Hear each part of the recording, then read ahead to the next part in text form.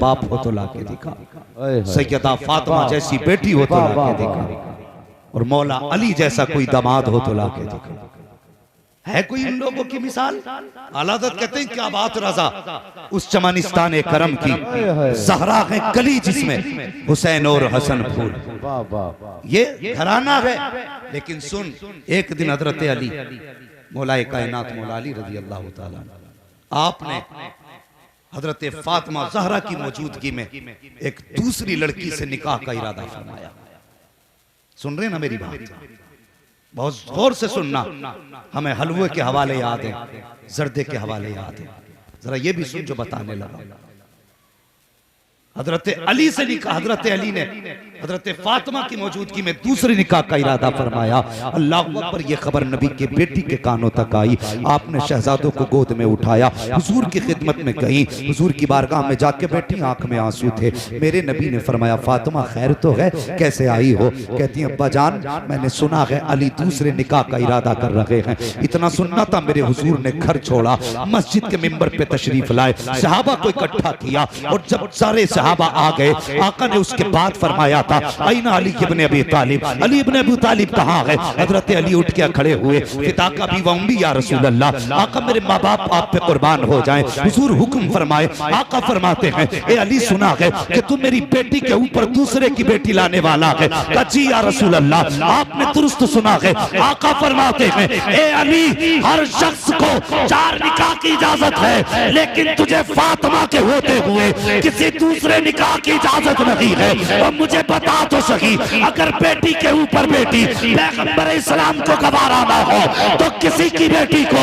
तू धक्का दे के निकाले, ये गरीब बाप की हिम्मत को कैसे गवारा हो सकता? नारे तकबीर, नारे रिसालत, नारे गौसियत, मसलके आला हजरत, फैजाने आला हजरत, जश्ने दस्तार बंदी। सुभान अल्लाह, सुभान अल्लाह। बेटियां पैदा हो तो मुंह न बिगाड़, बेटियां पैदा हो तो रब का शुक्र अदा कर। बेशक हक बात, खुदा का शुक्र अदा कर, वरना उनसे पूछ जिनके आंगन में बेटियां नहीं होती हैं। अगर खुदा ने 10 बेटे भी दिए हैं ना तो घर कब्रिस्तान लगता है, और सिर्फ एक बेटी घर में हो, वो मुस्कुराती है तो कसम खुदा की चमन सा नजर आया करता है। बेटी बेटी होती है। हमने इस बेटी की पैदाइश पे गम मनाया। जो पैदा होती है तो रब कहता जा मैं तुझे भी रोजी दूंगा, तेरे सदके में तेरे माँ बाप को भी रोजी दूंगा। उसके लिए हमने गम मनाया। ओ यार, ये पैदा हुई थी तो घर में खुशियों के चिराग जलते, ये पैदा हुई थी तो तुम्हें घी के चिराग जलाने थे, लेकिन मुंह लटका दिया हमने। हमें बेटी नहीं चाहिए। और बेटे मांगने वालों, बेटे मांगो, तुम्हारा हक है।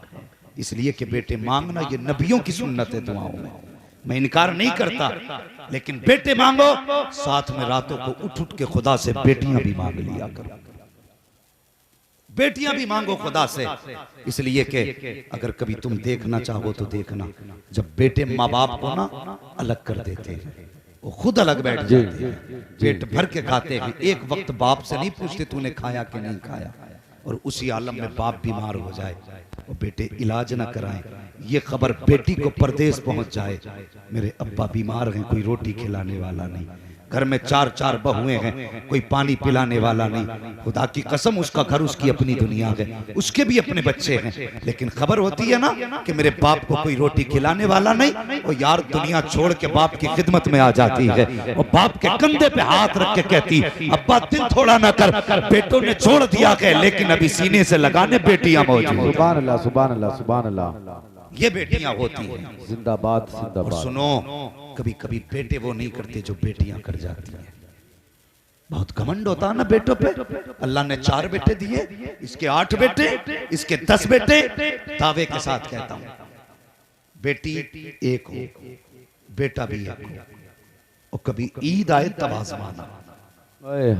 बाप मजदूर हो तो बाप अगर बेटी से कहता ना बेटी ईद आ गई, नए कपड़े बना ले, तो बेटी बाप का चेहरा देख के, उसकी गुर्बत की थकावट के आसार उसके माथे पे देख के कहती है अब्बा अभी कुछ दिन पहले कपड़े बनाए थे, उन्हीं को परहेज करके पहन लूंगी, मेरी ईद हो जाएगी। सुभान अल्लाह। ये बेटियां होती हैं। और अगर बेटा कहे ना अब्बा मुझे ऐसे ही जूते चाहिए जैसे प्रधान के बेटे ने पहन रखे थे, ऐसे बेटे चाहिए जैसे प्रधान के बेटे ने पहने थे, ऐसे जूते चाहिए जैसे फला अमीर के बेटे ने जूते पहने हैं, और बाप न लेके आए ना, यही बेटा जूते लेके बाप के सर पे खड़ा हो जाता है। और इनके लिए हमने बेटियों को लावारिस बना दिया, जो जिंदगी भर बाप को गालियां भी देते हैं, ताने भी दिया करते हैं, धक्के भी दिया करते हैं। और खुदा के वास्ते बेटियों से प्यार किया करो, बेटियों से मोहब्बत किया करो। कभी कभी बेटी वो कर जाया करती हैं जो बेटे नहीं किया करते हैं। अल्लाह अकबर। देख कभी एक बात और बता दो कि जितना दर्द बाप का बेटी को होता है ना, उतना दर्द बेटे को नहीं हुआ करता। बेशक बेशक हक बात। बेटे को उतना दर्द नहीं होता। इसकी बस एक मिसाल समझे, कभी तुमने जनाजे देखे घरों में? जनाजे देखें कि नहीं? अगर देखें तो तुर्को जबान हिला दो और बताओ, देखे नहीं जनाजे? जब बोलोगे तब आगे बात जाएगी। जनाजे देखे? और जोर से जनाजे देखे? तो जनाजों पे बैठे हुए लोग भी देखे।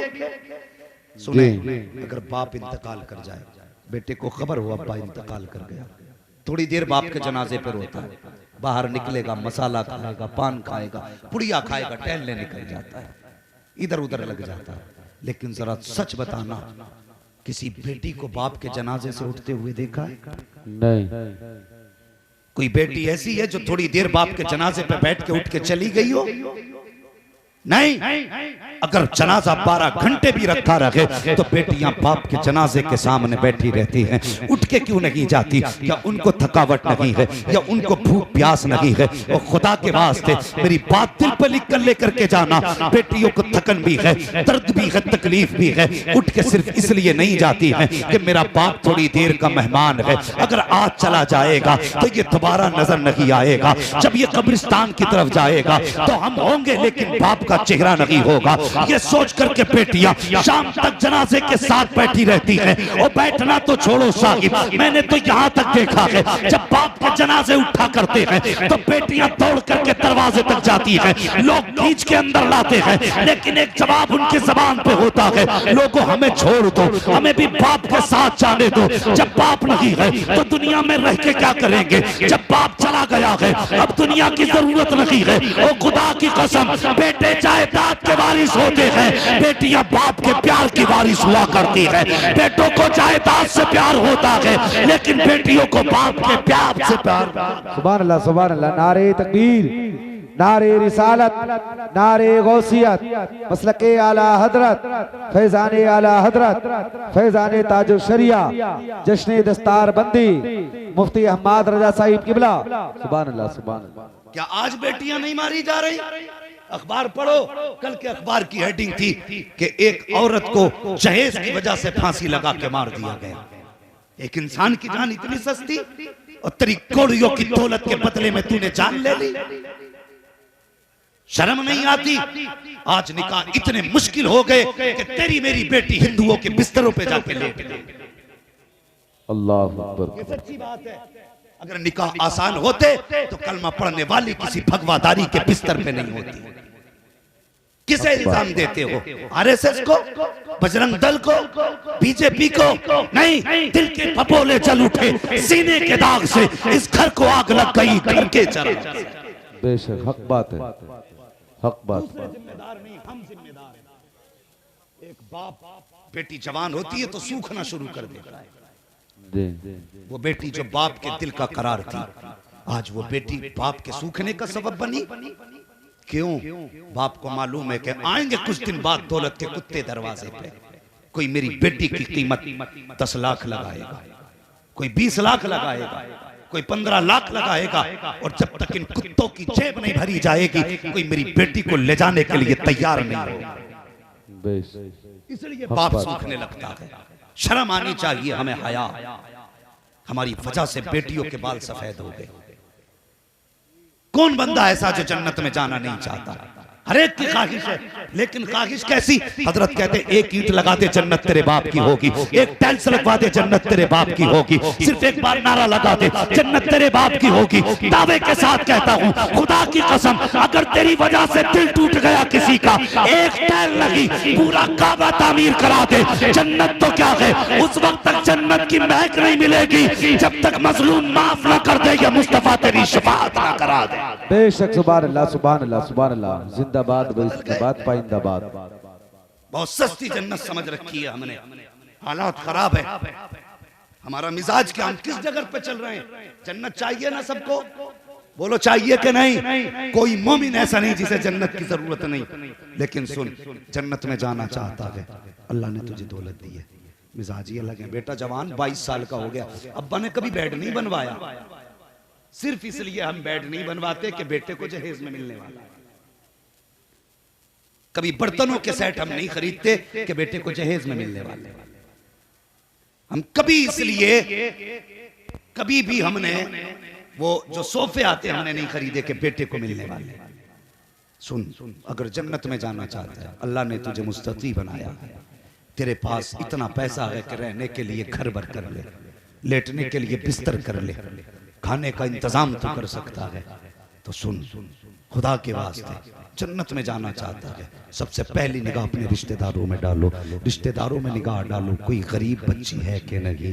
अल्लाह अकबर, आज मिजाज है भाइयों के पास करोड़ों करोड़ों की जायदाद, लेकिन बहनें दूसरों के घर बर्तन धो के गुजारे कर रही हैं, और लानत हो ऐसी अमीरी पर कि तेरी बहन बेटी दूसरों के बर्तन धो के पेट पाले, तो 5 स्टार होटलों में खाने खाए, तेरे दौलत का ऐसी क्या फायदा है। आज बहनों का हाल ये है कि भांजियां जवान होने लगी है, बहन कहती भाई बेटी जवान हो रही है, कुछ तो ख्याल करना, तो भाई कहता हाँ हाँ मैं 1 लाख की मदद कर दूंगा, 50,000 की मदद कर दूंगा। तू इसे मदद कहता, मैं इसे भीख कहा करता हूँ। मदद ये नहीं कि खुदा ने लाखों दिए हैं तो 50,000 दे के बहन की मदद कर रहा है, वो मदद ये थी अगर तेरे घर के अंदर जवान बेटा मौजूद था, बहन के घर के अंदर जवान बेटी मौजूद थी, तो 200 की बारात लेके ना जाता, 500 की तादाद लेके ना जाता, एक बेटे को लेता, 3 इज्जतदार लोग लेता, बहन के दरवाजे पर खाली हाथ जाता और बेटी से जाके कहता कि बेटी का सादा निकाह कर दे और उसको दुल्हन बना के